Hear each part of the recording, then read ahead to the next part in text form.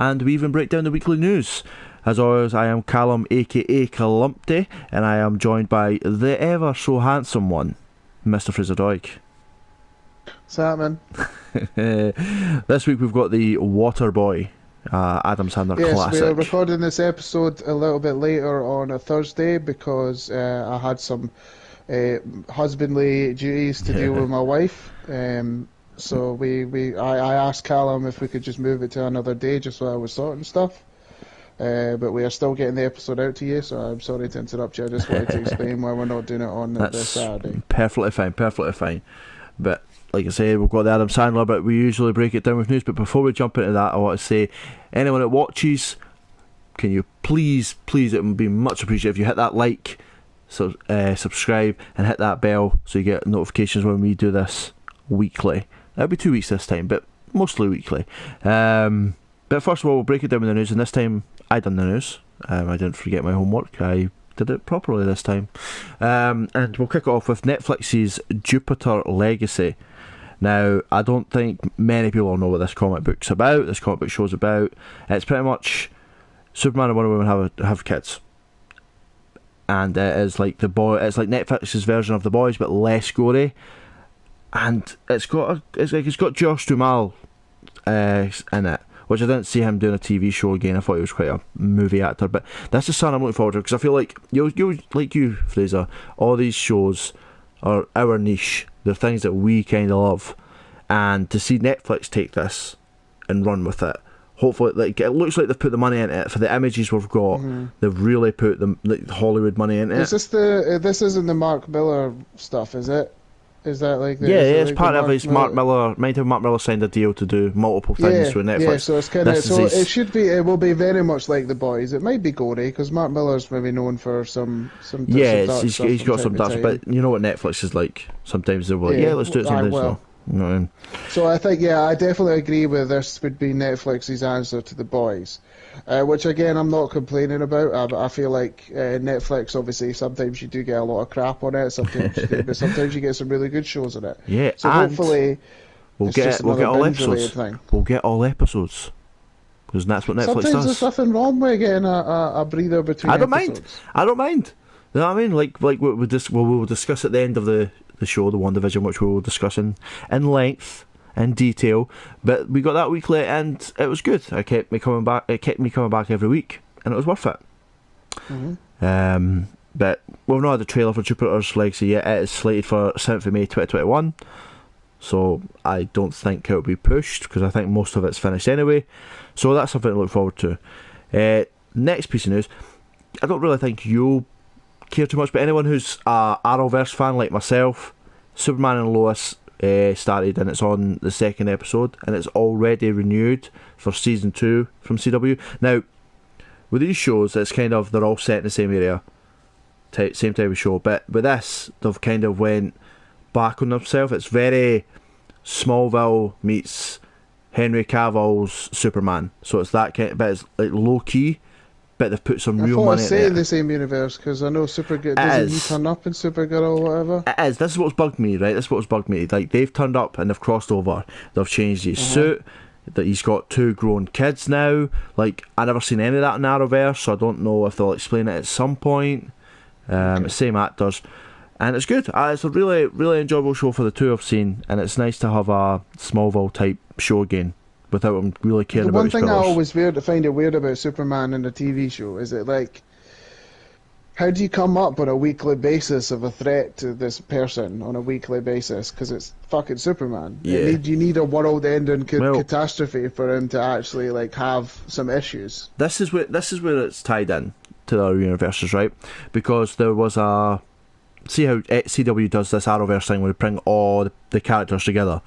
There was one where there was an evil Superman, evil Supergirl, evil Arrow, like all of them. And Superman was dressed...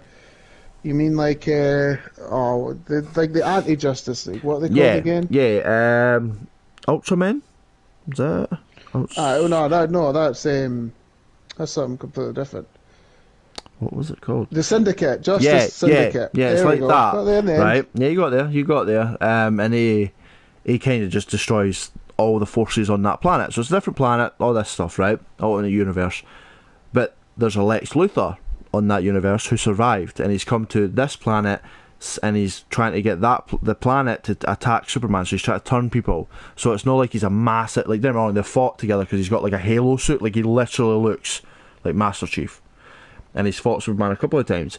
But now he's lost the suit, or he has to fix the suit. So now he is going to the government. You mean like the total big, huge green suit for like the one that he wears in some of the cartoon ones? Yes, that's what it's meant to be. But it looks like Halo.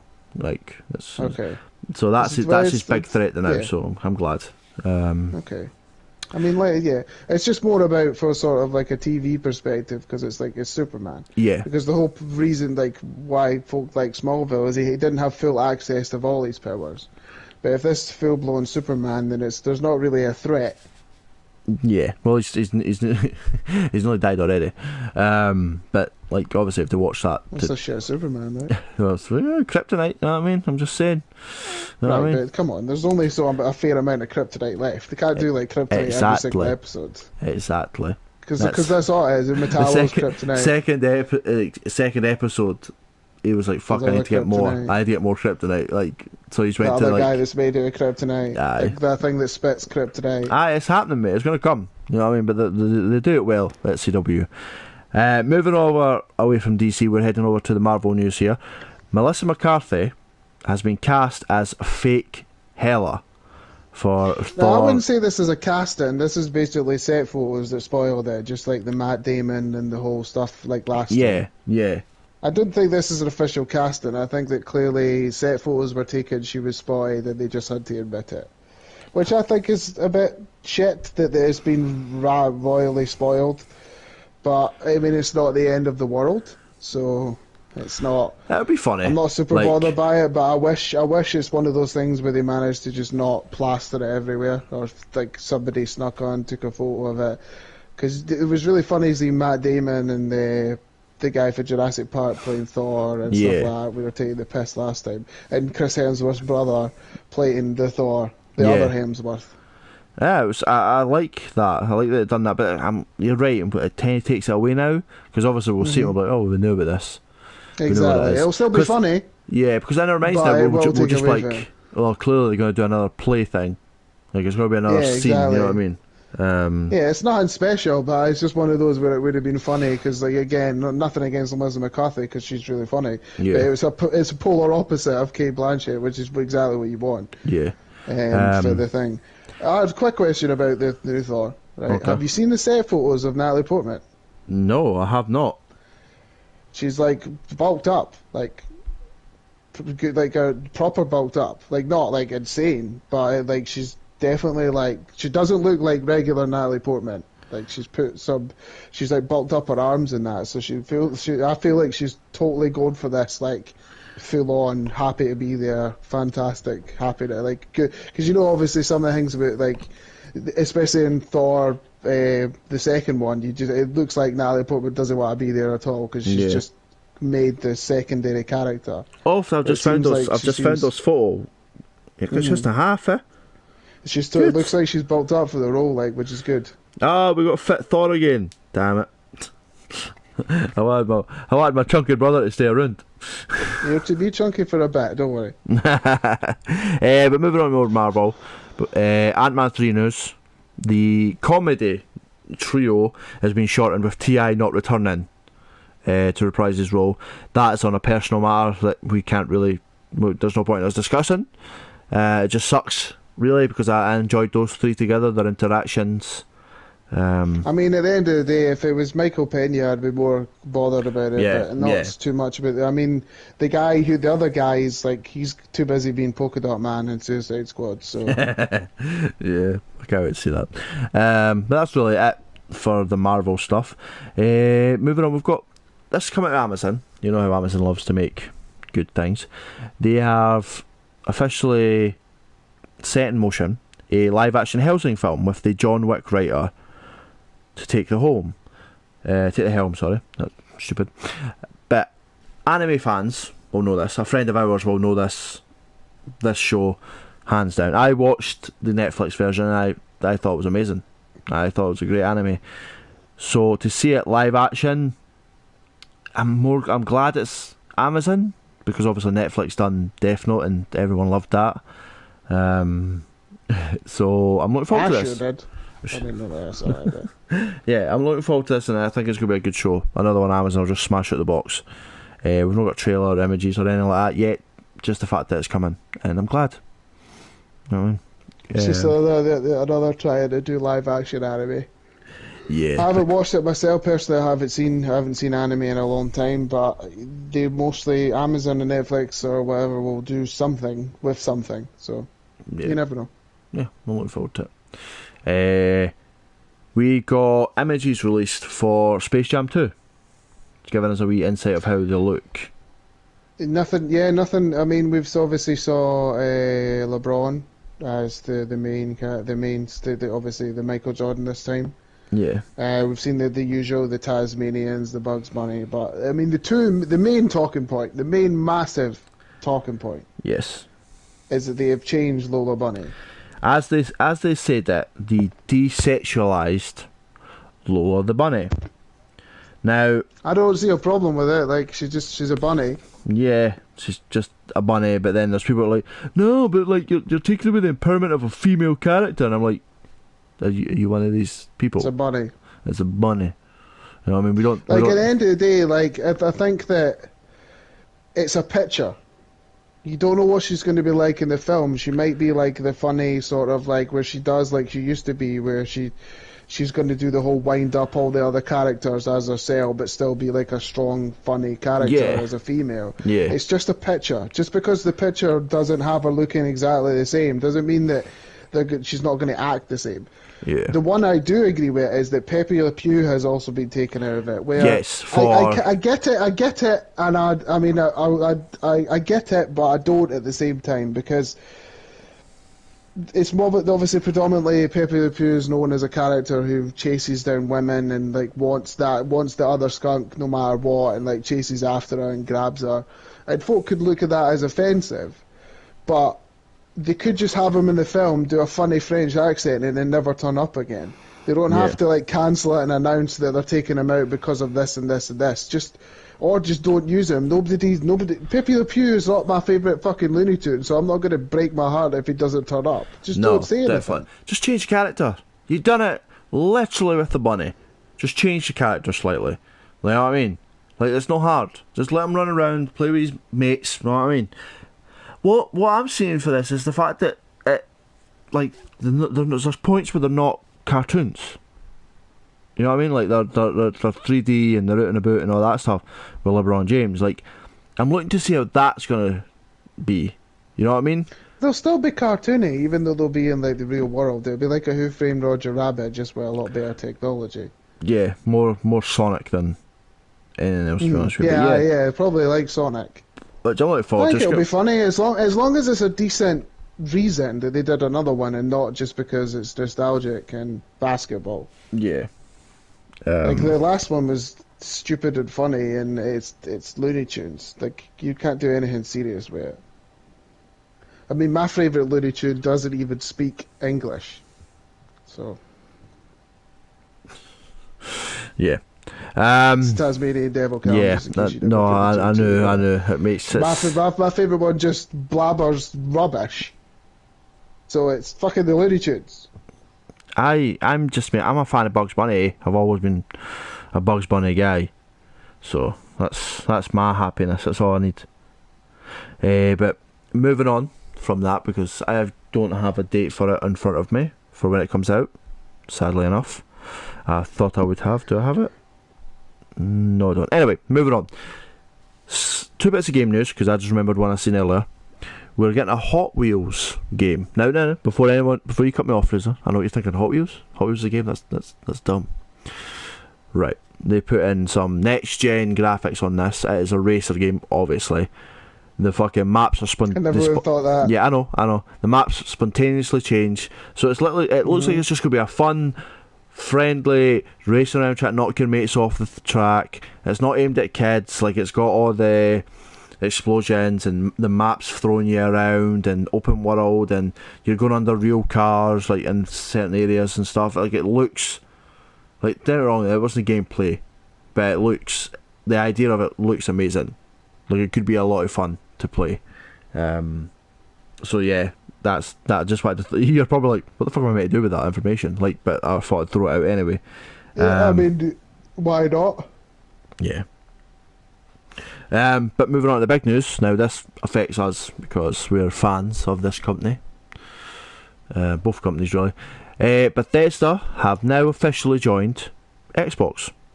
Yeah, it's finalised deal. Yes, but before everyone starts panicking, and like, oh my god, we won't get the new Fallout whenever that Battle Royale comes out. Right, but... You mean it's already... They've come out and officially... No, it's not Battle Royale. They've come out, right, and they've said... They did do a Battle Royale. It's not a Battle Royale. It's not a Battle Royale. That's just a open world walk around. I mean, like, fucking real land down, get weapons, fight that person, drop back in it. That's a Battle Royale. What they did wasn't a Battle Royale. So, moving on before we start an argument. They've come out and said that not all films... Not all films. Games. So I was reading the page Amazon said not all games will be exclusive to Xbox. Now, does this mean if they remaster Fallout 3, Fallout 4, like if they do that, or like 1, 2, 3, do them all, will that be exclusive to Xbox? Because No. to me, I think we're talking more. I feel I think well, we're talking more. We're talking more sort of like the smaller games and maybe sort of like the id Software stuff, like the Praise, the Dooms. Nope. No, they're already out. Dishonored. They're already like I don't. Yeah, but not the new ones. Not the new ones, aren't. That like Doom is global in the sense of games. With Fallout, it's global. Fair enough for Doom, but I'd say maybe Prey and like definitely Dishonored might I go don't Xbox think exclusive. any new game from Bethesda will be exclusives. I think to the Game Pass, remasters of their old games will be exclusive. That's how I see them dragging people in. That's how I see them bringing people back to the Game Pass. I see people coming back to the Xbox because there's some mad fans out there that are on the PlayStation. Mainly you, would gladly pay for the Battle Pass to play a renewed, remastered Fallout 3. I know for a fact if you didn't touch your Xbox for a year, and they brought it out, you would go straight to your Xbox, turn it on, buy the Battle Pass and play the game. Just saying. But if we're talking that it's only exclusive for the new one, right, they would be shooting themselves in the foot massively because I would say it's not a surprise, but the PlayStation has outsold the Xbox. So when it comes to the bigger games, aka the Skyrims, the Fallouts, the Starfields, the stuff that they are working on, or especially the new Elder Scrolls and the Starfields, I don't see them being for Xbox only. If they were to remaster stuff and make it Xbox only, I mean, it depends on what they would remaster, because if they're going to remaster something like Fallout New Vegas or Fallout 3, it would be something they do, but I think it would be shooting themselves massively in the foot for it. Yeah. I think you're more talking like your shooters maybe, or your sort of the smaller base games, maybe some other sort of Bethesda related stuff, like the online stuff that they do for the smaller companies. I think if they were to make Fallout, the new Fallout, or I would suck. I'm not denying it. I'd be fucking heartbroken. I love that franchise with every fibre of my being, and I chose to go with the PlayStation or the Xbox. Yeah. But I love that franchise, like I say, with all my being. But I'm not willing to spend on a new Xbox just to play it. And there's a lot of people, like, if Xbox think that folk will do that, then either that person has more money than sense, or is a fucking idiot. I am not going to spend over £500 on a new console just for one game.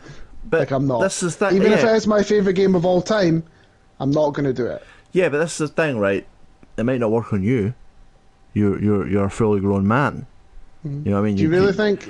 I honestly do, mate. I do. I honestly. There's people that bought the PlayStation, right, just for God of War. I've spoke to people who have literally bought the PlayStation for God of War, and that's it. And then they're on the bought games for it since then, but they only got it because of God of War. It's very possible for kids. Like, Mum, I want this game. It's only for Xbox. Oh, they buy the But Xbox. do you not think that the people who, like what you're saying before about where somebody's bought the PlayStation specifically for God of War, do you not think that like Sony can do those risks where certain games only come out for the console? Xbox, as the console, not even a war, it's more like the console flattened this time, right? Right. I feel like Microsoft themselves would be on purposely spiting the nose off their face of loads of money for no reason. There is a massive part of the population that would. So you think that they're going to flush money down the shitter? Well, how's it flushing?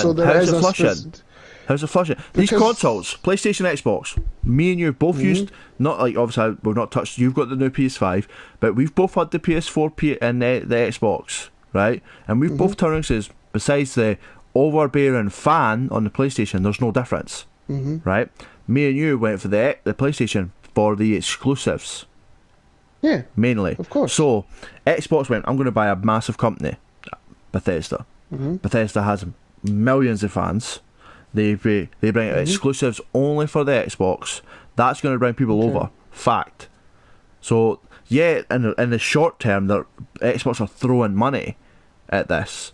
But in the long term, when whatever the fuck that space game comes out, and if it's really fucking good, people will be like, yep, I'm going for the Xbox because I want to play that game. Look at that game. That's amazing.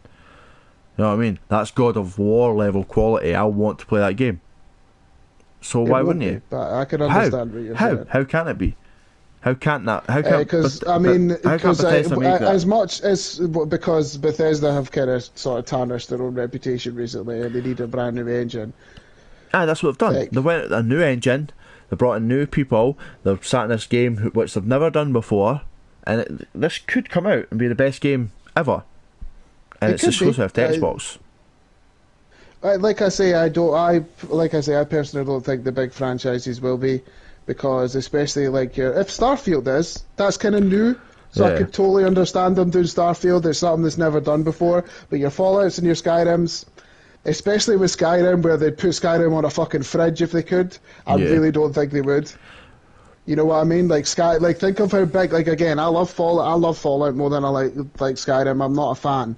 Right, but look how much fucking things they're willing to put Skyrim on, and then you're telling me when they bring out the new one, they're only going to put it on one console, where they will put, like I say, they'll put Skyrim on a fucking phone if they could. Yes. Like I don't think they're gonna. You want to know why? Because Xbox walked in with a big checkbook, slapped it down, and went, "We'll pay all this. This is what we will pay for you to make that exclusive." And Bethesda went, "Okay, it's all about money anyway. So why wouldn't it?" We'll just have to wait and see, man. Like I say, look at that fucking open world game, the multiplayer one they brought out, the last Fallout, right? That was shit, and it was chucked out simply because the big bosses went, "We need to put it out now." So the big bosses go, "I want the money." They'll take the money. Starfield 76 was something in itself. Like Starfield is the only one I feel like, or is it Starfield, whatever the fuck it's called? I feel like that might not be exclusive simply because it was announced before the deal. You know what I mean? So was the new Elder Scrolls. Right. So Elder Scrolls 6, right? Those two, simply because they were announced. Say new Fallout comes out, that's every right to be exclusive. Any remakes, remasters. It could be. I agree with you. Like at the end of the day, if they were to make it exclusive, I'm not going to be like, well, that's unfair because they own the company.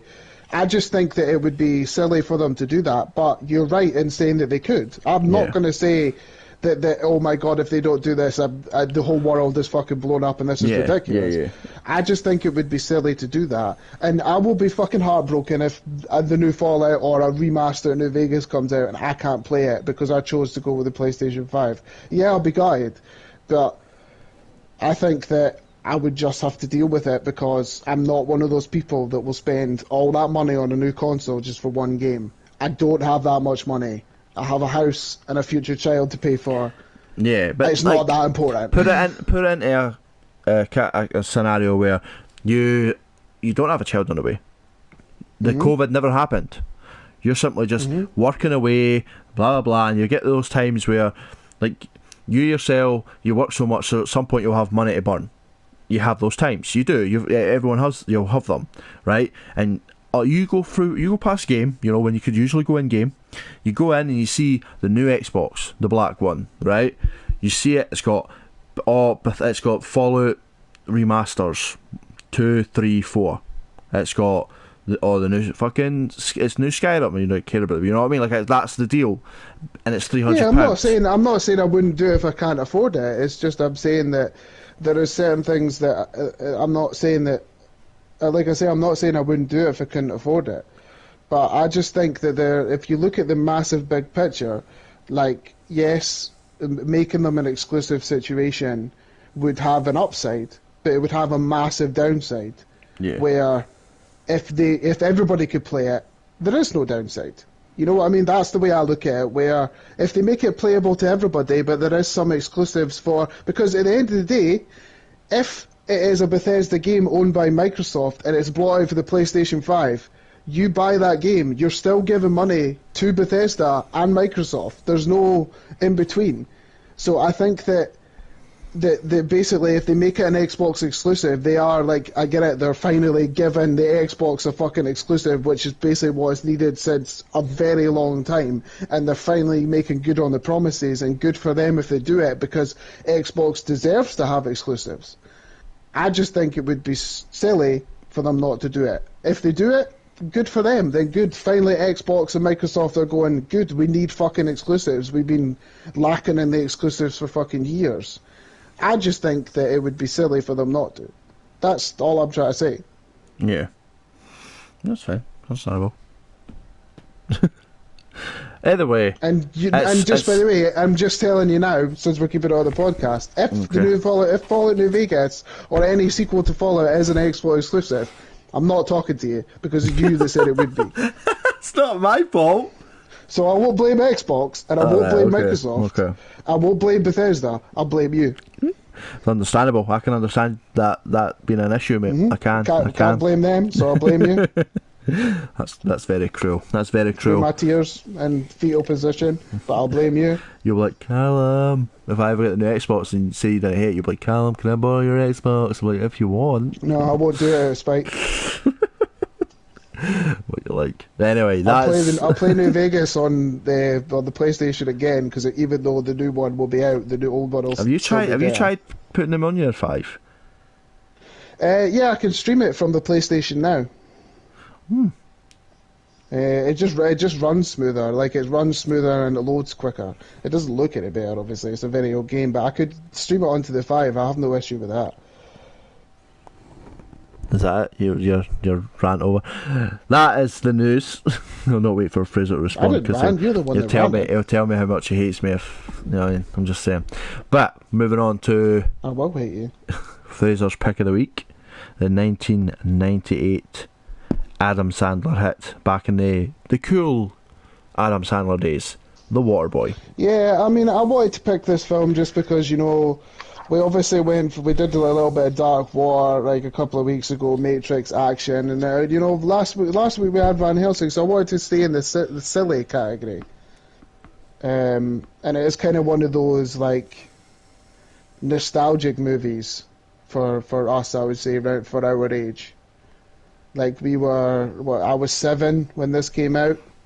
I was 8, which is like peak age of silly, stupid fart humour and some things you don't understand, like Vicky Valancourt's boobies at that age, but it's still funny. So it's like one of those movies where you saw especially when you did get a bit older, you used to make quotes to your friends all the time. Yeah. It's like just the silly, stupid Adam Sandler stuff. So I thought I would pick this for fun. Do you have fond of this as you remember, or is it another one of those? No, I still had fun this week, man. Ruined your childhood movies. No, it still ruined my childhood. I'm not mad at it. Like it's still Dragonheart all over again. Yeah, it's still fuck, mate. One day we'll get through all 7 of them. Not a chance. Never. Before we break into the story, Fraser, can you give us a wee synopsis of what this movie's about? Sure. Adam Sandler stars as a water boy for an American football team, He has basically been bullied for the majority of his life, and he finally learns to stand up for himself, which is one of the reasons why I love this film, because not only is it stupid, silly, ridiculous one-liners, a really stupid story filled with stupid characters, but it is an underdog story at the end of the day. Like, it is an underdog story, and that's one of the things I really enjoy about it. Yeah. Because we've all wanted to take our aggression out on the cunt that's an arsehole to us. Yes. We just can't. But we've always wanted to do it. So watching a young-ish Adam Sandler charge at men, taking them out some rod was very enjoyable. Yes. And obviously surrounded with his usual band of friends. See, this is before he made all the friends for grown-ups, so this is the pre... But this is the real Sandler friends. Band This is of friends, yeah. These are the friends that still pop up in all the films. You know what I mean? They'll look Some at of them, yeah. They'll look at Kevin James and be like, "Fuck you, bro. I was here before you." You know what I mean? So I may as well just start at the beginning. Obviously, Adam Sandler is working. He's working as the Waterboy for the sort of main villain team, the sort of best team in the college league.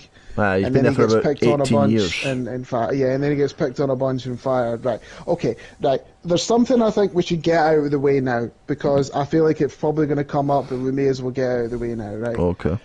Me personally, I don't consider Bobby in this movie as mentally challenged. Do you? No, I don't think he's made a chance. I think he's been raised by his mum in the sticks. Yes. You know what I mean? Yes, like, my mama said, it's sort of like my mama said, it's my a mama sort said. of like a. It's like every time he's tried to learn something, his mum has told him differently. Yeah. So he's not really grasped. He's not stuff made a that's chance. going He's just fed the wrong information. That's literally it. You know what I mean? Because I can understand how it's perceived as mentally challenged. It isn't, though. And obviously it's mostly throughout the film where you realise, because I was looking at it, it's like if this was made nowadays, you would never get away with it. No. God, no. It's the same as, like, I saw The Ringer advertised on that Stars, which you'd never get away with now either. No. So yeah, I wanted to at least get that out of the way, because I think that this is this is great. This is peak Adam Sandler in my opinion. Like, yeah, it's when they Mr. started Daddy's shooting them coming all. next. Yeah. Yeah, like the Billy Madison's past, Happy Gilmore's I love past. Billy Madison. I fucking love that film. It's like peak. This is peak Adam Sandler, where literally everything he does is funny, and it's like stupid hilarious. And any sort of idea he could do, he will turn into something really funny until he eventually turns into shite. Yeah. Which is not so bad now because he chooses different things. So I like the sort of fast pacedness of it. Like he gets fired from this job. Like obviously he's been there for ages, but they have to sort of fire him for movie reasons. And then he automatically like speaks to his mum, and then goes and like straight and goes to the team that he's going to be with. Like there's none of this whole looking around or anything. He just sort of turns up at the team that he's going to be with. Yeah, I'm quite surprised you went past Captain Insano. Well, I'm not. Does he speak to Captain Insano before he goes to see them? He goes into the bed. Like he goes into his mum's house, gets upset, sits in his bed, and he phones them. You know what I mean? He phones Captain Insano, and they take the mic. The Big Show. It's the Big Show, and they take the mick out of him for being 31. 31-year-old and all that stuff. And I still love that. I still love the fact that the Big Show is in this film playing Captain Insano. I know it's a small part, but and it's also got the guy who's speaking to him, his friend that passed away. Can't remember his name. The big guy. Big guy. Kevin P. Farley. What? That's who the commentator is, the one that speaks to Captain Insano. Oh, right, okay. Yeah. But yeah. What's your thoughts on the mum? Because the mum is probably what annoys me in this film up to a point. Right.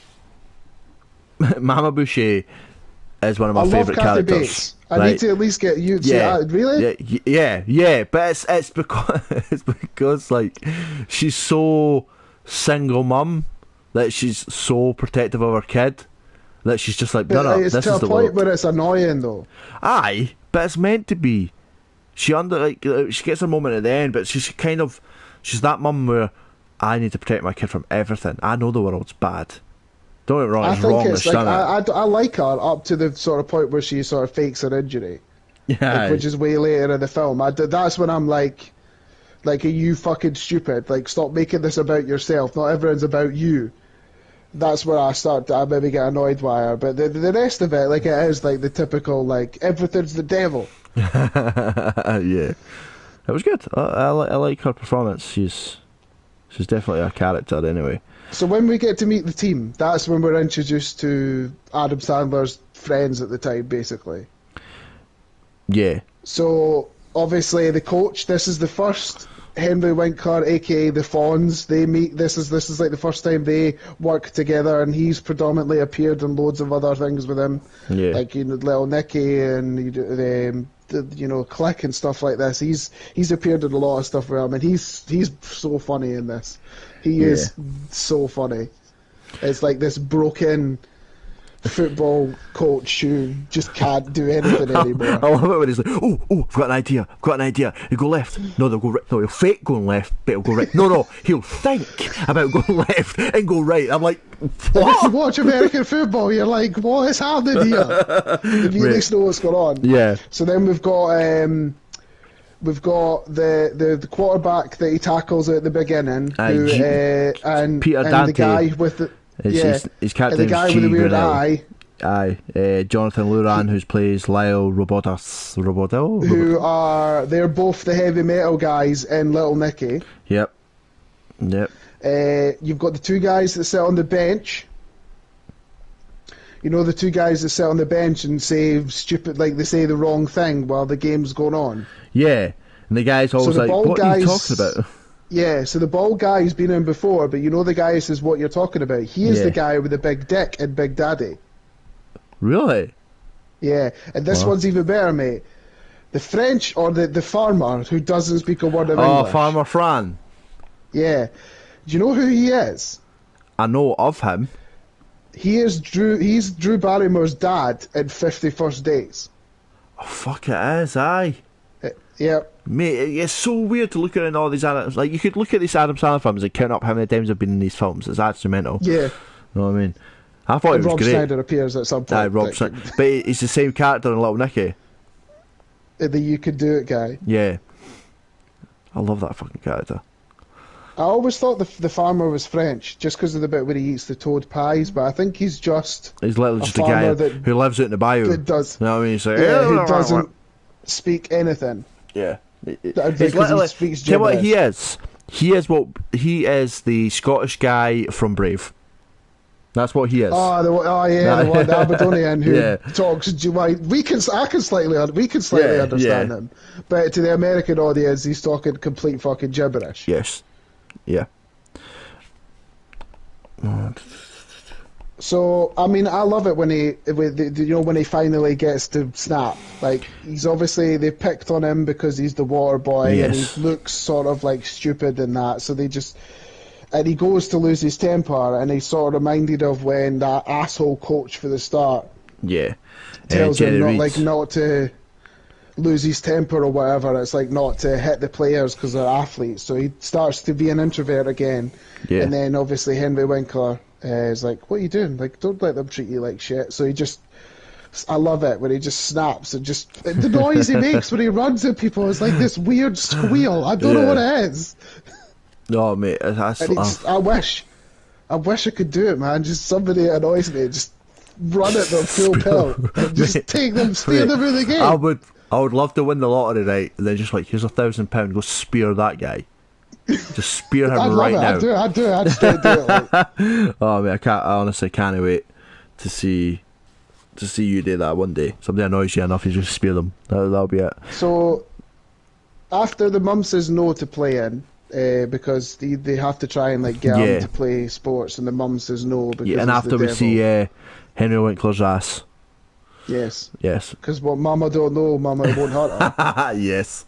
We also get the first. We have to talk about the quotes, man. Like, there is so many I forgot about, and then there's so many that fucking like I remembered that made me still laugh. So when what's coming up next, where they want him to tackle the black guy, and he pokes him in the eye, and he's like, "Captain Ichiro shows no mercy," that like made me laugh. All the Gatorade stuff, which I remembered about, that happens later on. Just what my mama said, the boobies, like all the one-liners that I got. But the one that made me laugh the most, and I know it's like jumping ahead, that I totally forgot about. Do you know the guy that picks on him for the start, Meanie? I think his name is. And he, like, that's just when he makes it to the end, and I won't jump to, but he makes it to the end, and he comes on, he's going to take him out. Yeah. And he's going like, woo, woo, woo. And Bobby's like, you sound like a big tutu train. I totally forgot all about that. There's it's filled with it. You know what I mean? Like, it's just filled with it. You know what I mean? That's what I love. I love when he talks. It's not really a quote. It's when he's talking to his mum about the gorilla. Because after the first training, obviously, he gets knocked. And she's like, "Oh, what happens? Oh, the gorilla." She goes, "Bobby, did they ever catch that gorilla that busted out the zoo?" He went, "No, Mama." Search continues. Like, that's the level that they're trying to bring out the stupidity of people, and it worked. It fucking worked.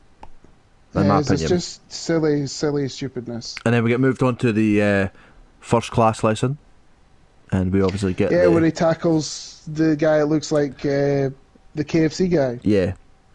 My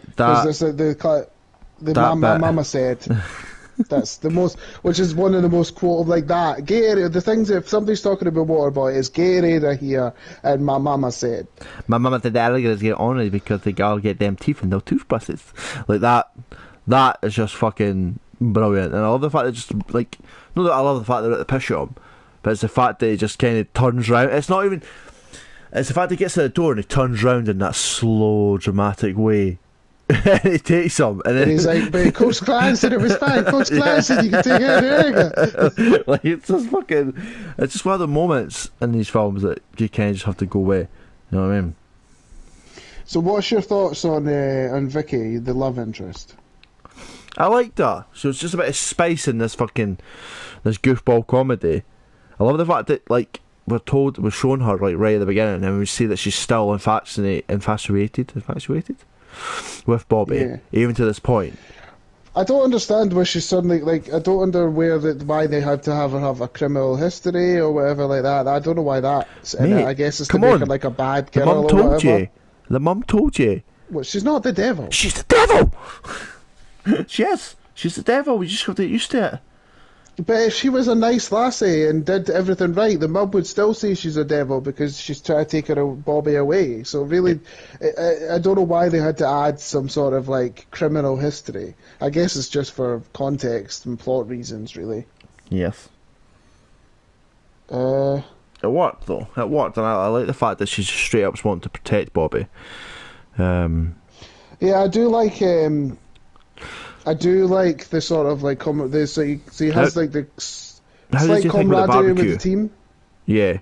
I was like, alright, go on. I thought you were going to talk about the barbecue for the party. Because he has his first match. Because obviously the team, like, even though he clearly shows that he can take people out of the game, they still, like, don't really trust him. Yeah. So the bit where they slap hands, nobody does it. He just wants a friend. He just wants a love. He just wants a friend. That's so sad. It makes me really sad that, like, they all make fun of him, but he just wants to be their friend. But that's the thing. Like, that's the kind of, he's a goofball. I'm not going to know what to be pals with him. But it's just fucking. I love every time he nails somebody. It's just fucking brilliant. And I'm not going to try and get this out. It's the bit where he see. I guess it might be the second game where obviously the barbecue scene is hammed. Where, you know, the mum has been like, he pisses the bed. And that's his bed sheet over there. You know what I mean? And it's just like, Mama. She's like, But I would, when he says I'd go kill myself, I'm like, I'm going to go do the same thing. But it's the bit where, in the second game, he sees the guy, and the guy, he imagines it as the mum saying that, like, You can never see her again. And he's like, she's a beautiful woman. He's like, please don't hurt me, please. He's like, I didn't say that. Don't hurt me. Man, I fucking love that. Like, and then when he tackles him, he's like, I'm sorry, Mom. I didn't mean to do it. I love you. I love you too, son. The guy whispers it back. Man, that's fucking. Oh my god, I love that shit. Like, I think it's. Oh my god, I forget how good these goddamn films are. And obviously, I just love moments where. I just like moments where you get to see comeuppances of like anybody that's been an ass. And I know there's only really the bit at the end where he sort of like power bombs the bad guy, but it's just those moments in films where somebody who's been a dick just gets their comeuppance. Yeah. There's only a few times I can think off the top of my head where I've been like wanting to get up and shout with the fucking TV. Like, even though I'm not physically there and it's a film and I have no implication of what's going to happen, but I've just wanted to like shout with the fucking TV. Yeah. It's those kind of... I can think of two off the top of my head. One, would you ever seen The Mist? Yes. Came with a religious woman who thinks they're all in hell and that. Yeah. She gets shot. I was ecstatic when that happens. And then, do you remember the film The Warrior, the UFC film? Yeah. Where the teacher fights Kurt Angle and he's like, taps him out. Yeah. That, like, I remember when I first saw that and I was like, I almost got up in the cinema and was like, just tap, you prick. It's just those moments of, like, watching somebody get their comeuppance I really enjoy. Yeah, it's why they film. I think it's why they have to draw people in with the films, because it's something we all want to be able to do and like, just teach somebody a lesson that deserves to be taught. I just love it. Yeah. I love the fact that when his first college party, he walks in with like the most fucking New Orleans bio fucking fruit, like it looks like apples with frog legs, and the guy with the wonky eyes kind of like, okay, thank you, and walks away. He has no idea what to do with them. It's just... Yeah, but they're for the same area. They try to tell me they don't eat that kind of stuff. But I know they live. The mum and that live on a fucking swamp and stuff like that. Yeah. And that's the bit where he's like, I see a lot of guys too. I see a lot of women. I see a lot of my mama. Because he doesn't realise that they're trying to chat him up. Yeah. So apart, like, you know, the back and forth about, you know, there's the Gatorade and the constantly them using all these stuff to hang it. So when he can't play anymore. Yeah. And the bad guys turn up and be like, he's lying, he can't actually play, and then everybody just kind of deals with that, which it does annoy me, because it is true about without the Waterboy they would be shit. Yeah. Right. But what's your thoughts on the backstory between the sort of Klein and the bad coach? I liked it because it's kind of, again, it's all about comeuppance. Like, it's all about comeuppance. The guy has stolen this thing, clearly. And it's one of those moments where he kind of just goes, fuck you, I'll do what I want. I'm going to get my comeuppance on you. But I like the fact that the coach shows fear. You know what I mean? Henry Winkler's character, you can tell that it's taking a toll on him, because obviously when they turn up at rally, he kind of just sneaks out and like walks away and he wants nothing to do with it. Also, I love the fact that Vicky kind of takes a knife to the fucking biggest guy and she's like, yeah, that's my baby Boucher. Like, I love that. Yeah, and then for some reason she just gets taken away by the police, but then nothing actually happens. Like I say, it's one of those, like, just giving her a weird backstory, like a weird tough backstory for kind of no reason. But it's nice to see when someone's sticking up for Bobby where they all just kind of forget about him. Yeah. And it's kind of weird that they kind of, it's like they needed to fill time about him, like, not being able to play, but then everybody likes him, but then he doesn't hang, but then he goes away. Yeah. Because it's kind of like some bad hams, they fixes it, and then some bad hams, and they fix it, you know what I mean? Yeah, yeah. Because obviously we're coming up to the bit where, like, he eventually he obviously tells his mum he wants to play football, she hates it, and she says, you don't care about me anymore, and he goes away to, like, pass the course so he can play, and then his mum has something wrong with her where she fakes it. Yeah. And this is the part where I dislike the mum. Because, like, you're just making this about yourself. And I get it that it's a stupid goofball comedy. Yep. But it's still like how are you meant to? You're not meant to like that character because we're like she just changes her mind like 20 minutes fucking later. But it's still like think about what you tried to do there. Like what did you try to do? Because you saw what people reacting like, and suddenly apparently nobody gives a shit. It's just really annoying how I felt about the mum. Yeah, it's one of those points. Like I said, I think she was a great character in the film, but these are one of the moments where she's kind of let her paranoia take over simply for the fact that the dad fucked off. And I love that fact where she's like got the photo and she's like, oh yeah, he's like, oh my dad, that's not my dad. She's like, oh no, that's someone else. Oh, we did some bad things, and Bobby's like, what? Cool, didn't think of that, thank you. And then the dad's like, the dad is the director, by the way. That's what the photo is, the director. Oh, but right. He looks like a twat. Like he's made himself look like an idiot. So finally, obviously, they realise and they have to go, like, the big game at the end, they want to make it in time because the bad team is destroying the good team, basically, the Mud Dogs.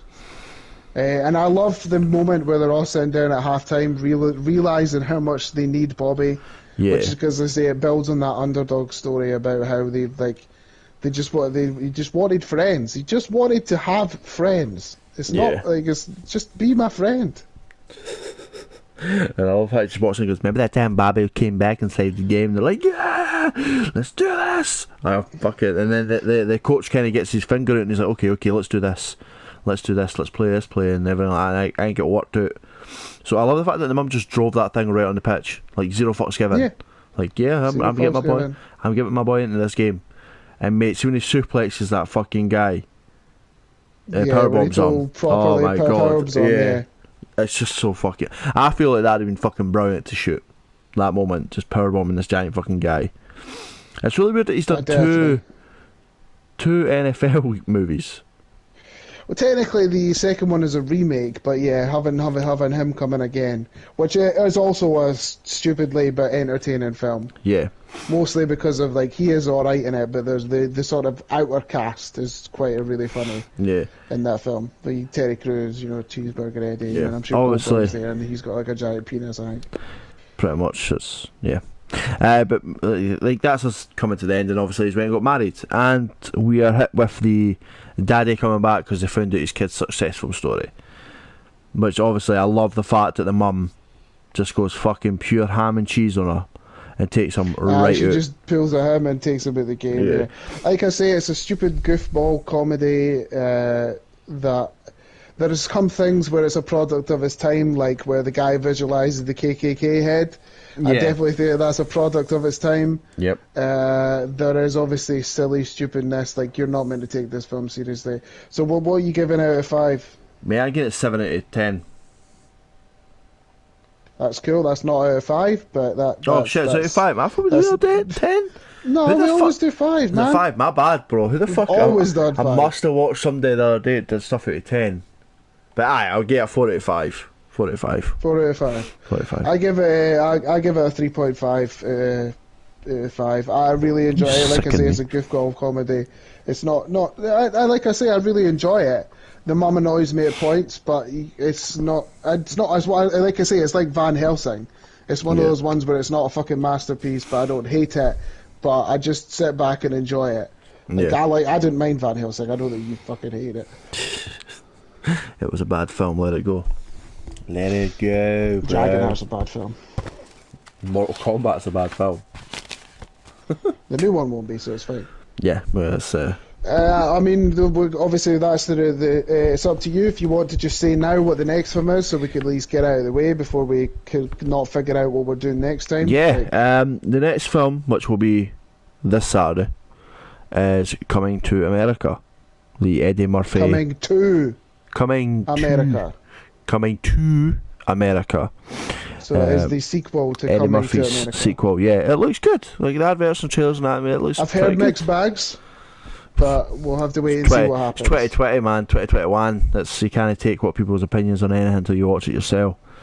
That's very true, man. But I'm happy to see what. At the end of the day, the last thing that I saw Eddie Murphy in was the Dolomite on Netflix, which is brilliant.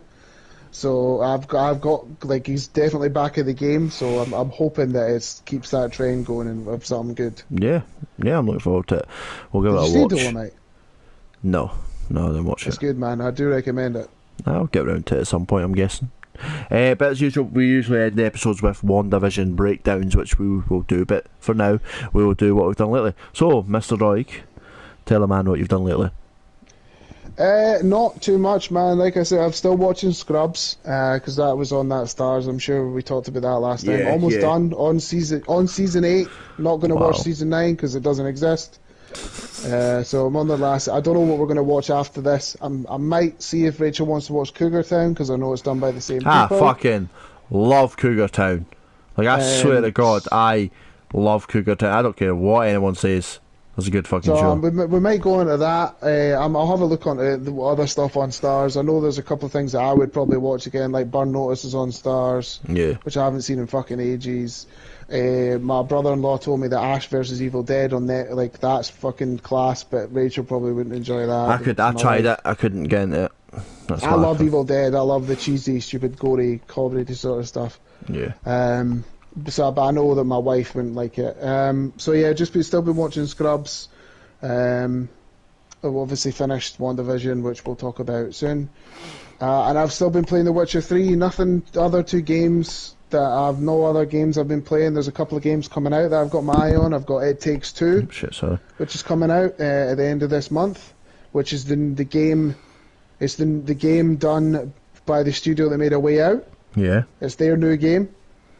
So it's like it's the whole like you play. There's like a husband and a wife with a child, and they're going through marital issues, and the child makes a wish and turns them into dolls, and they have to figure out how to escape.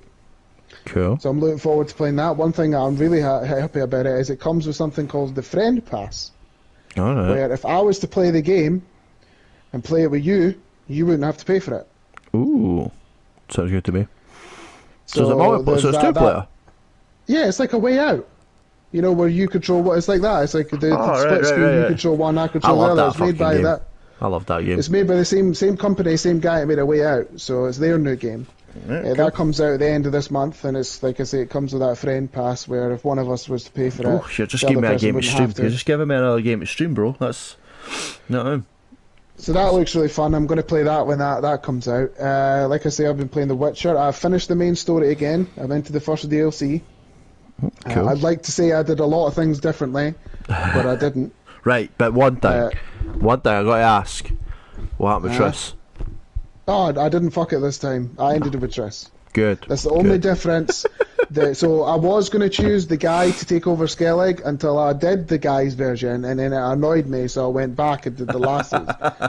Because if you do the guy, not only does it not work out for Skellig, you don't find out that other lassie is the one who caused the problem. All right. They just say, oh, someone was behind it, and then they just move on, and he becomes king. Where if you go with her, you actually find out that it's her. And because obviously when I played it the first time, I went with her, and I knew it was her. Mm-hmm. When I did it with him, and we never found out, I was like, well, fuck her, she needs to be found out. So I reset my save and went with her. Wow. I still killed Radovid. That wasn't any different. Ciri still ended up as a Witcher. That wasn't any different. Like I say, I really didn't do anything that different apart from I ended up with Triss. I played Gwent this time. That's genuinely the only difference. Sorry. I like it. I actually like it, by the way. If you play it, you actually get into it. Nope. Loser. It's fun collecting cards and stuff. No. So I'm playing the DLC now. I'm in the Gauntlet Dim. I'm at Heart of Stone. I'm not in Blood of Wine. I'd like to say I'm going to go with Gauntlet Dim this time, but probably not, because I know the sword you get off the guy is really good, so I'll probably just go with him again. And then I'll move on to Blood and Wine, and we'll see what happens. So, like I say, just playing The Witcher again and watching some Scrubs. Yeah. Apart from that, what have you been doing lately? It goes without saying, Warzone, Twitch. But other than that, I've been filling my time now with doing editing, like my graphics for YouTube, and try to get more stuff up for both our channels. I watched Age of Ultron again because I wanted to see. There was a clip I seen where Black Widow gets choked out by a guy in her dream state, and it's meant to be Bucky Barnes. from what when I seen it, it does look like it's Bucky Barnes. If I'm wrong, then that's fine. But yeah, it's a really cool Easter egg, I think. Okay. I started watching Scrubs, obviously, but I went back to House. I'm so addicted to that show that I cannot stop watching it. I started the Netflix Pacific Rim show, the animation one, which is alright. Okay. I'm not a fan of that graphics, but I've jumped back to Crunchyroll and started watching. That time I got reincarnated as a slime. Now that's a fucking great anime. Great anime. Okay. I've I also thought got. you were talking about you personally until you I wish. continued the conversation there. And Jujutsu Kaisen, again, just my favourite anime that's out there now.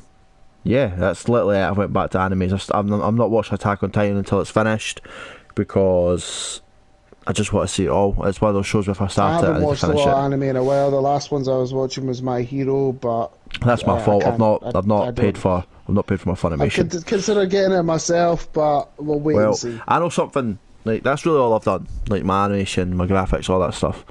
There's not much, no change much. Obviously, I've got things coming in the coming weeks which will be exciting, which might take up my time. So hopefully we'll talk about that next week. But Fraser Doig, you know, I tend to find TV shows. Now, this is totally off topic. This is totally out in the area, but it's something I just need to say because I found out before I forget. What's the one animated TV show that you've asked me to find?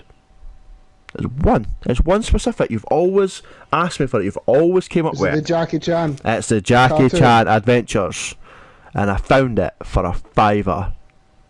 Do you want to know where I found it? Where? Amazon Prime.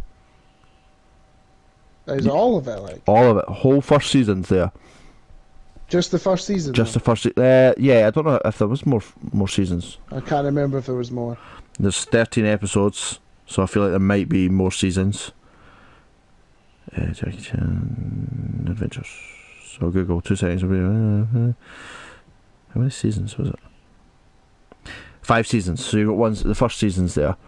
So just in case, I thought it'd be like a little fun detail for you to find that Jackie Chan, the first season, 13 episodes, is on Amazon. Just wanted to make your day. It's such a good show. Yeah, it's I such a love that good show. I love that show. I also love I the love wee. the Jackie Chan Adventures. Was it the Game Boy? I think it was the Game Boy version or the PlayStation version. I can't remember of the game of it. I loved that. Loved it. But that is us for our news this week. For what we've done lately this week. Mine hasn't changed much. It won't change much for a while. I've got. Maybe I'm getting pulled into Apex, which people will love to talk about. My kid, I played I played Fortnite with my kid, right? And then I know you're like, oh, Fortnite, weep. But trying to play Fortnite with an 8-year-old is possibly the funniest thing I have ever done in my life. Because he was better than you? He was good. Like, no, he wasn't better. We're equal. Like, that's quite bad. Like, I was building everything around him while I was taking people out, right? But he's just like, Dad, they're over there. I'm like, where? He's like, there. And he just kept screaming. And I'm like, where are you looking? You're not telling. And honestly, try here. But you play Call of Duty. You should be used to all that.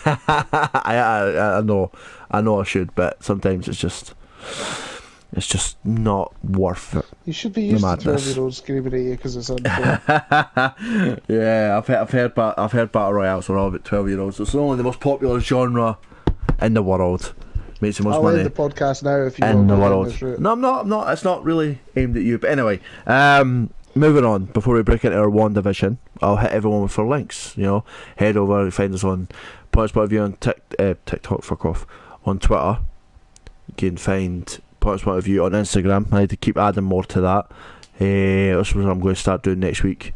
You can find me personally at Twitch, TikTok, and YouTube as Clumpty.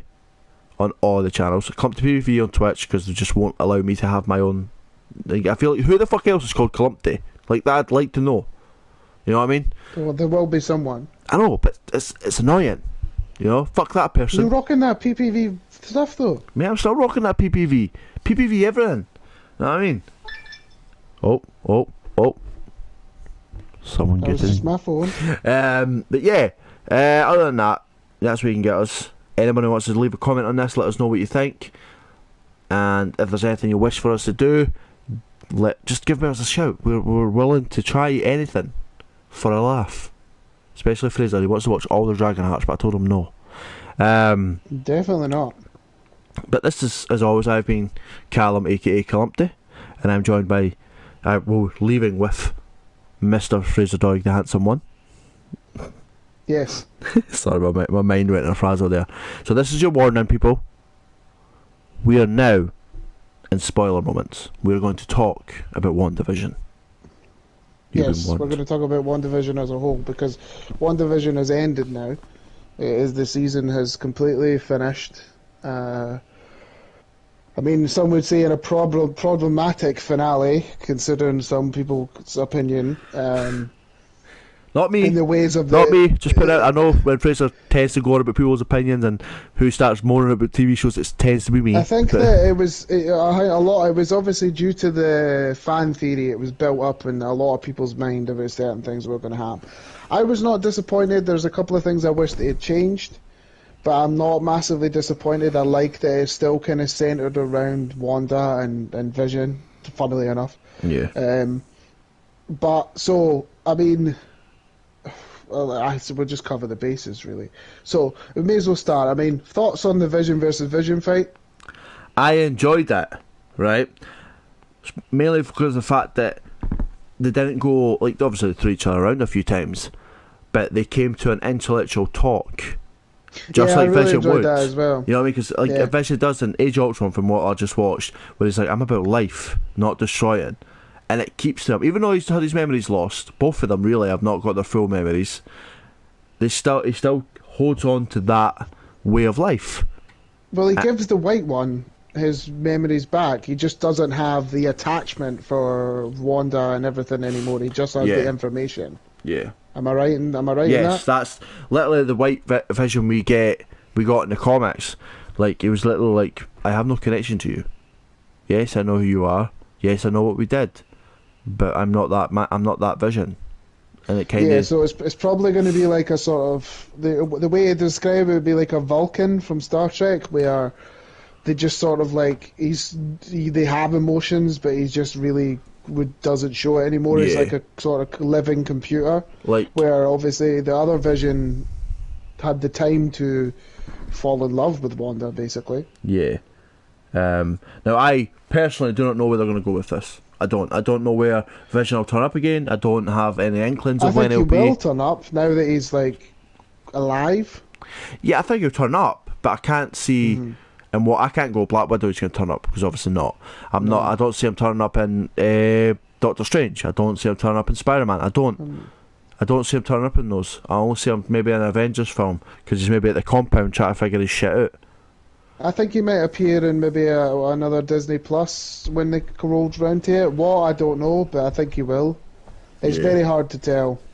Maybe Ant-Man? Nah, I wouldn't say Ant-Man. No, that's what I mean. Like, the only thing that really has him would be Wanda, so maybe Doctor Strange, because she goes looking for him. But then at the same time... Yeah, it doesn't seem like she knows, say she brings the kids back. Yeah, oh no, she knows about White Vision. She doesn't know what happened to White Vision. Yeah, she obviously knows, because Vision comes to her and she sort of like realises it is the real Vision, but then obviously wonders what's going on, and then he starts like crushing her head, and then the other Vision comes in, and that's where we get Vision versus Vision's fight. Yeah. So what's your thoughts on like the whole interactions between her and Agatha? I liked it, right? There's no reveal about Agatha's working with someone. It's just Agatha's the big bad. The rabbit wasn't anything. That annoyed me. I felt like the way they shoved that rabbit in her face was going to be someone. That annoyed me. See, folk have speculated the rabbit's just her cat, but it's a rabbit instead. No, right. Okay, makes sense. She's a witch. She's got a cat. I enjoyed their fight. Specifically up until a point. Yeah, but then they're just throwing things about when Wanda goes OG Wanda and plays with her mind. I loved that. Mm-hmm. You know what I mean? That was good. She hasn't done that in a while. And I love the fact that Wanda's like, I was given these powers. Like, that's her whole thing. Like, I never had these powers. Like, but Agatha, straight down the line, is like, no. Where did you get them? Give me it. I want it. And then Wanda's obviously like, haha. We kind of talked about it before. We thought that where she's like her thing is about taking power away from other people. So at least we kind of got that part right. Yeah. Where she wants the power that Wanda has. She wants the Scarlet Witch's power because it's meant to be the strongest of all time. Do you know what I found really strange? And I know this is going to be a weird thing to say, but Agatha, when she's in her witch costume, has ridiculous eyebrows. I don't think I noticed, if I'm being honest with you. If you do see it again, you'll notice it, and it changes completely. Okay. I don't know why I thought of it, but it just does. So, what's your thoughts on the fact that we get the confirmation of, like, we kind of knew already, but the kids in Vision wouldn't be able to exist without the cube, the hex, Like, the triangle, the circle. Her eyebrows are weird. It is, I told you. Strange. But yeah, it's so... Bro, like, me and my dad both cried. I don't care. I have zero shame in that. I both cried when it came to the end with the family. Like, that shit got me, right? I obviously thought I found the last episode more upsetting when she went to the house. Like, she went to the plot of land. That's what I found more upsetting. Yeah. I didn't cry. Give it a few months, then give it a few months, then go back and watch it. Tell me how you feel. I'm watching Scrubs. I'm going to cry at the end of that. So, shut up. But yeah, like, I enjoyed the family thing. I like the fact that Vision kind of accepted it. Like, he's like, I understand how this is going to go. You need to be you. You need to be your own person. I liked that. I did. What's your thoughts on? It turns out that, like, there's Wanda was in control of people.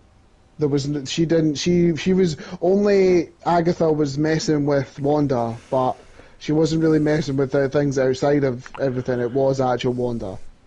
Because some of the stuff the people that come up and say to her, pretty rough. Yeah, like, especially the lass who's got a bairn who can't come out of her house. Like, what's that bairn been doing? Yeah. You know what I mean? And also... So this is... you go. Well, obviously, like, see, we were talking about, like, people's opinion and stuff like this, about, like, so obviously, the elephant in the room, right, is that the people are upset about Quicksilver turned out to be fucking nobody, a random guy called Ralph Boner. The reason he had power is because of a necklace. Yeah. So that's obviously the reason why a lot of people are disappointed, because they wanted some sort of Quicksilver in the universe and the crossover, and I get that. It is like we said before we were off mic, it is a totally Mandalorian, this Mandarin situation. Yeah. But so my reason why I was kind of like a bit thingy with this, like, where it's like it let me down in certain ways, and it's technically what's going to going forward, because they could completely redeem it in my eyes. Is that I understand what Wanda went through, and I understand that it's rough. Yeah. But it seems like there was no repercussion. Yeah. It's the fact what she has done is not exactly It's horrible. It's horrible. Absolutely horrible. She said it through the show herself. Maybe I am the villain, and she was. She genuinely was. So, like, all the people in the village, Agatha isn't the issue. Agatha's not the problem. No. Wanda took a hostage. Don't get me wrong, that town was dead, and she came in and she fucking made it look great, but the people were fucking horrified. But also, like, they do nothing. Obviously they're like, okay, it's the Scarlet Witch, I'm going to fuck all against this person, like, she's OP, I'm not going to need her. But it's the fact that when she's in normal clothes and she's powered, no powered down, but you know what I mean, she's no flashing it, she walks past Monica, who could probably take her on. Yeah, so see that everybody's staring at her. So once she turns Agatha into like a normal neighbour who will probably eventually return at some point. Accepts that her kids need to go away and her vision needs to go away, and she needs to just let everybody get back to normal. She walks past all the people, they're sitting staring at her, they're regular human beings, they know they can't do anything. Yeah. But Mona comes up and's like, oh, they'll never know what you sacrificed. Acting like Monica's acting like she's the victim. She's the victim, and I understand when Monica's like, if it was me, I would bring back my mum, and I understand the power you have. But it's a bit like, maybe we should keep tabs on Wanda? Maybe just a bit? Because this is why I can't hate it completely, because if you would, like you say, Wanda, what series she's meant to be in Doctor Strange 2, right? Well, she is in Doctor Strange 2, not meant to be. But maybe the reason why she's in it is because Doctor Strange goes looking for her to give her a row, basically, for messing with shit she shouldn't have. Yeah. Then I'll be fine with it, because then there's repercussion. But see if you see Scarlet Witch and they just move past it like she didn't torture her entire town just because she's the good guy, I feel like this has to have messed with her in some way, shape or form. You know what I mean? This is the thing, right? I think they've put it out that she's mentally disturbed. Like, this is how, like, her life has took such a toll that she broke a little. They've used this show to make her go through all these stages, the 5 stages, where the fuck it is, right? Now she's got through it, and she's now living a happy life, bettering herself somewhere else. That's great. But like you said, if there's no repercussion, like if Doctor Strange is like, why did you do that to that town? Why did you do this? And if she's in Doctor Strange, if she's not like trying to better people around her, you know what I mean? Like she's trying to show that she knows she was wrong. Because she didn't. And no way in this show did I feel that she felt sorry for what she did. You know what I mean? Because when they started questioning, she kind of lost her temper and just like flashed red at them. Like, because obviously some of the powers she can't really control due to her emotions. Yeah. But obviously she did like put everybody else's life at risk just for her own happiness, and I get that. It's basically the equivalent of, you know, the situation of like the one versus the many. Yeah. The dilemma of like 1,000 times. Yeah. So, but I agree, and I probably would do the same if I was her. That's what I'm saying. I'm definitely not saying that like she's evil as fuck and she didn't deserve any of this. Because if my feet were in her shoes, I would fucking do it as well. Yeah. It's just that there needs to be, especially what I definitely think that the conversation with Monica did annoy me, in the fact of like Monica acting like she's the victim. I think where it was like, what about all these people? Yeah. Do they not matter at all? Because they can't fly? Like. Yeah, like it has to have some sort of repercussion. Like something. And Marvel's usually really good at that. So I'm hoping that they don't just brush past it. Yeah. Obviously, we get to the bit where she sacrificed her kids. She's run away. She's done this, and we're like, that's where it kind of ends. And we're given 2 end credit scenes. Yes. How do you feel about them? So I obviously, like, Monica Rambeau gets taken away by one of the sword agents, which turns out to be a Skrull, who then she says someone needs to speak to you, and then points up. I mean, as long as there's not someone on the roof. I'm assuming she means space. Yeah. It's obviously Nick Fury, because obviously at the end of Far From Home, like, he is up in space on vacation. So I'm happy with that, because she's meant to be secret tie into Secret Invasion and Captain Marvel 2, and she's going to be sticking around. So that's like what she's tied into. She's tied into the sort of Fury, Captain Marvel side of things. So I'm happy with that. Yeah. She was excellent in this. I think it's a fantastic choice for her. Yeah. And the other one is Scarlet Witch astral projecting while reading the book that she stole off Agatha, and she heals her kids' names like they're still alive somewhere. Yep. So that is an interesting factor. Because obviously there's these massive rumours about they want to do the Young Avengers. Yes. So I think that obviously the kids might be in that. Yeah, I see it. Like, I definitely see it happening. This is where at the end of this is where I wasn't angry. Like, I was angry. See, when Quicksilver turned into fucking Ralph Boner, right? I was angry. Boner, yeah. I was like, what a waste of an opportunity. Then we're hit with the end credit, where we all know that an end credit scene on Marvel has big fucking impact on everything going forward. Now this, I feel, is her hearing her kids, like you said, in hell. This is where she'll learn everything in the book. She'll go to Doctor Strange. she'll be like, I need to get them back. Doctor Strange, you can't bring them back. They're dead. Like that's what it is. And she goes, well, I'll have to do it anyway. And boom, like you said, they cannot do it in a TV show. And bringing the mutants think in. if we're talking about the X-Men mutant stuff, and obviously there's massive rumours about them completely restarting it from the get-go. It's apparently just called Mutants. Yeah. And it'll be like a completely recast of everything. But if they're going to bring them in, due to that, it will be in a film. Yeah. I think it will be in a film. It's weird to say it's too soon, but I think that the fact it's called Multiverse of Madness, and then there's all these Spider-Man stuff, like there has to be some sort of someone coming from another dimension at some point. Yeah. It's just when it will happen. I think it will happen on the big screen because it's going to happen. Oh, aye. There's no denying it. It's going to happen. It's just, I think a lot of people, Marvel shot themselves in the foot, like what they did with the Mandarin. And people saw him and was like, oh my god, all my wishes have been come true. Where Marvel just did it for the trolls, the laughs, for the views, you know, like everybody's going to tune in after they see that to what happens next. And I get it. But this could be another way of testing the water and seeing how many people put two and two together, because some people will be like, who the fuck is this, because they don't watch X-Men films. Yeah. So you just didn't ken.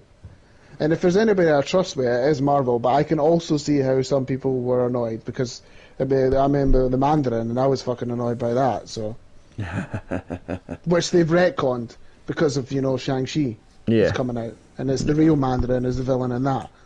So I'm so glad for what they're doing.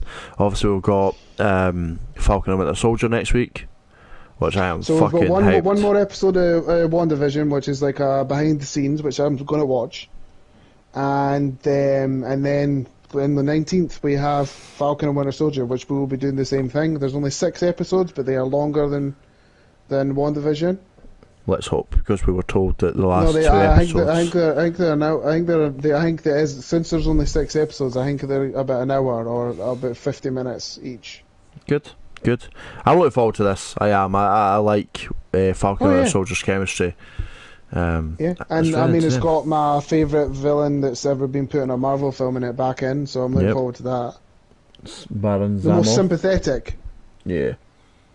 Marvel villain. Definitely. That has ever been in it ever. The best, like one of the best Marvel villains. Yeah. And so I'm looking forward to Falcon and Winter Soldier. I'd say that's all in all. I give WandaVision a thumbs up. Yeah. I'm giving it a thumbs up. Yeah, definitely. They set off slow, but it's just clearly just built up, and it got us talking, and that's what the show's for. And I loved it. And I'm all for having the weird X-File type show with the FBI agent. Yeah. I'm all for it. I want it to happen. I want him to appear in other things. To have him work for S.H.I.E.L.D., have him move over to Sword. Well, Sword's bad, but have him move over to Nick Fury's team. Sword's not bad. Well, the just fucking that. Right, boss there's guy. one thing we've got to talk about. This is the one thing I want to talk about. So, like, he just goes to jail? Like, well, I mean, like, what? Yeah, like, I really wish there was more of why he was such a dick. Like, there's no reason. He's just like... Because he just tried to shoot kids at one point. That was an awful jump. Yeah, that was. I loved that scene when the kids kind of go, "I'll take that." I love that.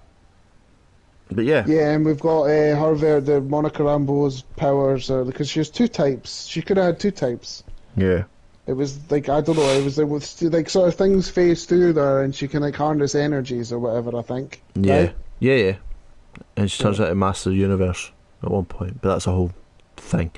But I'm looking forward to it, and again, Marvel. I can't fault Marvel. End of the day, I love this. I love this shit right now. Give me more. Give me more Marvel. I give it a thumbs up. They could say some things could have been better. They could have hit the mark on other things, but altogether, it's getting a thumbs up. Yeah. If you were to give it out of 5, what would you give WandaVision? 5. I'm going to go for... I'll go for a 4.5, because there is some things that they could have stuck the landing, and there is some things during... Like I said, Bono was the only thing, and they cleared that up at the end, so that doesn't bother me. Like, it's all links in. That's what I'm just happy for. I'm happy for those Easter eggs, those connections, and I can't wait to see how it unfolds. I really just Yeah. can't wait. Cool, But man. again, that's us, and we'll be back Saturday, back to normal. But as always, I've been Callum, and I am joined by the handsome one, Mr. Fraser Doig. Yep. Bye.